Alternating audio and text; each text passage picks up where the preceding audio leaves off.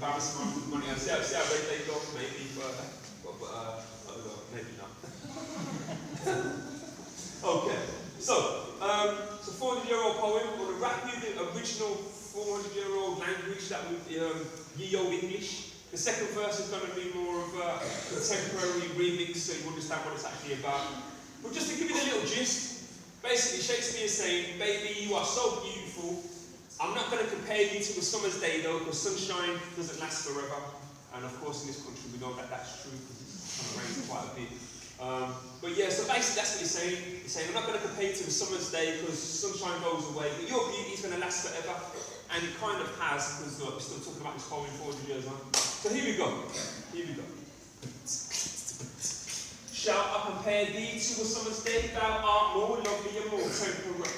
Rough winds do shake the darling woods of May. The summer's lease hath or too short a date. Sometimes too hot, the eye of heaven shines, and often is his gold complexion dim. Every fair for fair sometimes declines by chance or nature, changing course untrimmed. But thy eternal summer shall not fade, nor lose possession of the fair thou owest. Nor so death brag, thou wonderest in his shade. Within eternal lines the time thou growest. So long as men can breathe, the eyes can see. So long lives this, and this is life to thee. So long as men can breathe, the eyes can see. So long lives this, and this is life to thee. Yeah, this is Sonnet 18, remixed by Kurly for 2018. Words might change, but feelings don't, and let me translate what Shakespeare wrote. Shall I compare you to a summer's day, for your beauty is more stable, baby. As we all know, the weather likes to change. The summertime does not last anyway. So if the sun shines, sometimes it's too hot, or hides behind clouds where it stays dim. So its gold complexion gets hard to spot, and its beauty sets. I know that sounds grim, but your lovely radiance shall not fade. Nor lose the beauty that you possess. Death when you came, I'll take you away, you'll be safe in these words that I express.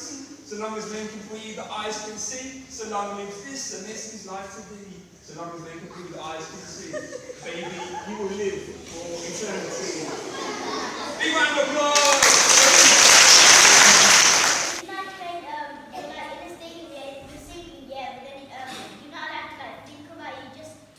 Yeah, so you kind of, you are on the right, you know exactly what you're trying to say, you make it up on the spot, yeah? So we've got to think about it, but you make it up on the spot. It's not something that you've sat down and wrote before and you haven't learned it and memorised it and all the rest of it. You're just going to make it up, okay? And that's what I'm going to try and do with these, because Kurly said to me today, oh, you could do a freestyle if you want.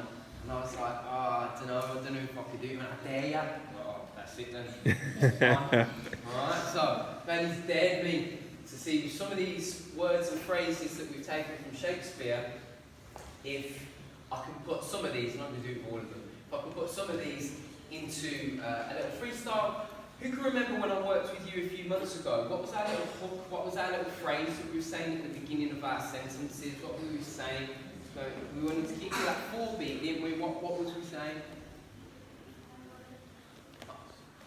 I wanna, yeah, so who can remember what we was using? I wanna what? What was we saying? I wanna spit bars. Any others who can remember? I wanna write chapters. I know the end of them. Go on. I wanna spit bars so I can read and write. I wanna spit bars so I can read and write. I wanna jump straight into a freestyle that talks about 12 nights. I want to hear poetry that says knock knock, who's there? I want to hear poetry that might vanish into thin air. I want to hear poetry from the place that I started, poetry that will fall over because you may be faint-hearted. I want to hear poetry that's Mr. Men like Mr. Tickle. I want to hear poetry that might get you in a pickle. I want to hear poetry from that person that's really old, poetry that's kind and they've got a heart of gold. I want to hear poetry for that person that did sneeze. I want to hear poetry that will wear a heart on your sleeve. I want to hear poetry that will go and win the cup. I want to hear poetry that says the game is up. I want to hear poetry from Shakespeare that says what done is done. I want to hear poetry that says I'm not number 2, I'm number 1. I want to hear poetry from all of you, the younger youth. I want to hear poetry that strips for the naked truth. I want to hear poetry that spills out of my face. I want to spit bars called a wild goose chase. I want to hear poetry that tastes really nice, poetry that's wicked and breaking the ice. I want to hear poetry that will never fail. I want to read chapters that's as dead as a doornail. I want to hear poetry from that person that's an imposter, but I don't want to hear jealous poetry from the green-eyed monster. I want to hear poetry. I don't care what you say. I'm going to spit some bars that are fair and foul play. I want to hear poetry that's alive and kicking, not dead. Poetry that's a king and says off with his head. I want to hear poetry that's playing football. I want to hear poetry that will end all. I want to hear poetry that's not wrong, it's right. And I'm going to spit bars that's not a sorry sight.